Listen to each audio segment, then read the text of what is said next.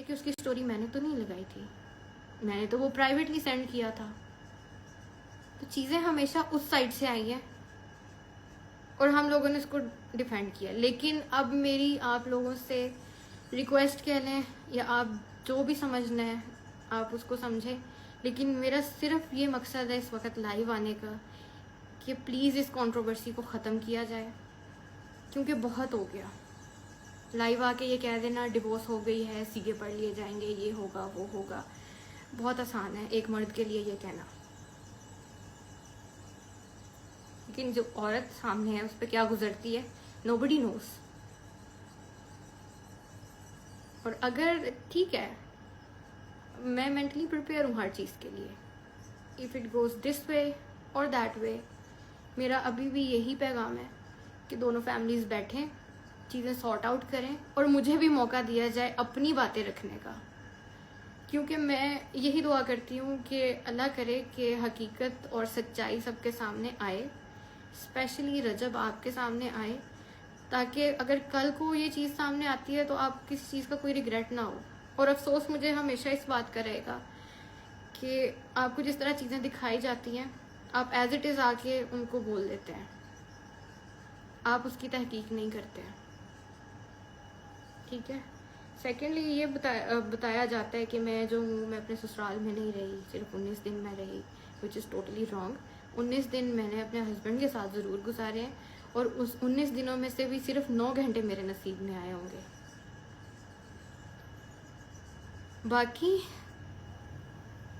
जो मैं क्या बोलूँ, हर चीज़ तो सामने है, क्या बोलूँ मैं। बाकी जो प्रॉब्लम्स आई थी वो मेरी वजह से नहीं आई थी, वो शादी पे मिलने वाले गिफ्ट्स की वजह से आई थी और वो ऑब्वियसली मैंने नहीं दिए थे। लेकिन उन प्रॉब्लम्स में भी मैं वहीं थी, मैं साथ खड़ी हुई थी। जब रजब यहाँ पे नहीं थे, जब उनके ऊपर मुश्किल वक्त था, जब वो पाकिस्तान से बाहर थे, तो मैं वहीं रह रही थी। हालांकि इस तरह होता नहीं है कि आपके शौहर जो हैं वो मौजूद ना हो घर पे और आप दूसरों के घर जाके भी रहें अपने ससुराल के साथ, पर मैंने वो चीज़ भी की है। मुझे आता है रिश्ता किस तरह से निभाते हैं और उनकी क्या तकद्दुस है।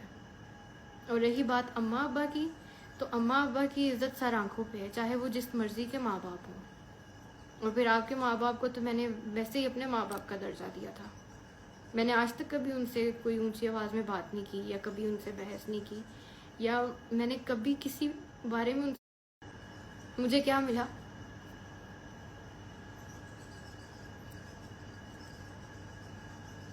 और उसकी कफालत करने को मैं अपनी इबादत समझती हूँ। बाकी आई थिंक काफ़ी लंबा हो गया, I don't want to exaggerate things. बस बात ये है कि आई जस्ट वांट कि दोनों फैमिलीज़ बैठें और जो हमारे एल्डर्स हैं वो भी इस चीज़ को जो है वो पॉजिटिवली रिस्पॉन्स करें, और जो चीज़ों फैमिली के अंदर जो मिसअंडरस्टैंडिंग्स है उसको क्लियर किया जाए। बात बनती है नहीं बनती डजेंट मैटर, जो अल्लाह को मंजूर हुआ। बट मैं यही चाहूँगी, मेरी अभी भी यही कोशिश है कि वान को किसी चीज़ की कमी ना आए। अभी आ भी नहीं रही सिवाय बाप के, और जिन लोगों ने उसके बाप को उससे दूर किया है अल्लाह पाक उनका इंसाफ करेगा। मुकाफाते अमल इसी दुनिया पे होना है और होगा भी, और मैं देखूंगी।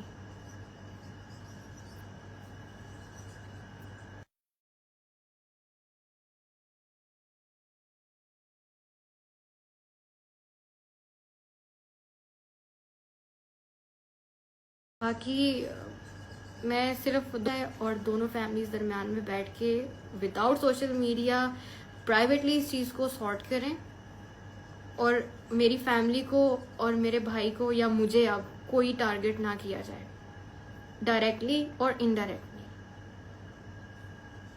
ह्यूमिलेट ना किया जाए। मेरे पास भी बहुत कुछ है, मुझे मजबूर ना करें कि मैं आके जो है वो चीज़ें मैं दिखाना नहीं चाहती हूँ, मैं नहीं किसी का जो है वो ख़राब करना चाहती इमेज।